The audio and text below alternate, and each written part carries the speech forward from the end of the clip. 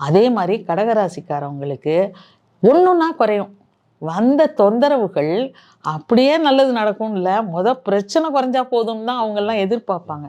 அந்த பிரச்சனைகளுக்கு எல்லாத்துக்குமே வடிகால் அமையும். கோர்ட்டு கேஸ்லலாம் வின் பண்ணுவாங்க. எதிரிகள் தானாக விலகுவாங்க.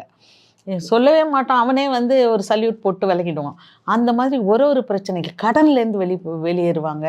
எப்படி இந்த கடனை அடைச்சோன்னே அவங்களுக்கு தெரியாது. படிப்படியாக நல்ல முன்னேற்றங்கள் கடகராசிக்காரவங்களுக்கு இருக்கும். பொதுவாகவே கடகராசிக்காரவங்களுக்கெல்லாம் நல்ல தாய் உள்ளம் இருக்கும். அது சந்திரனோட வீடு தானே, ஈரப்பசை, நீர் ராசி வேற.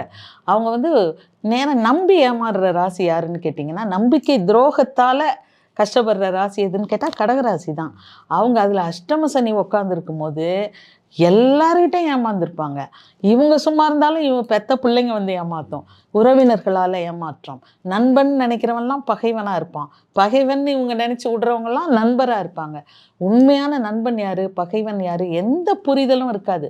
மனத்தில் பயங்கர ஒரு குழப்ப நிலையில் இருந்திருப்பாங்க. அவங்களுக்கு இப்போ 9வது ஸ்தானத்துக்கு போகுது சனி. ரொம்ப பிரச்சனைகள் குறையும். 80% பிரச்சனைகள் இவங்களுக்கு குறையும். ஆட்டோமேட்டிக்காக மருத்துவ செலவுகள் நிச்சயமாக குறைஞ்சிரும் இவங்களுக்கு.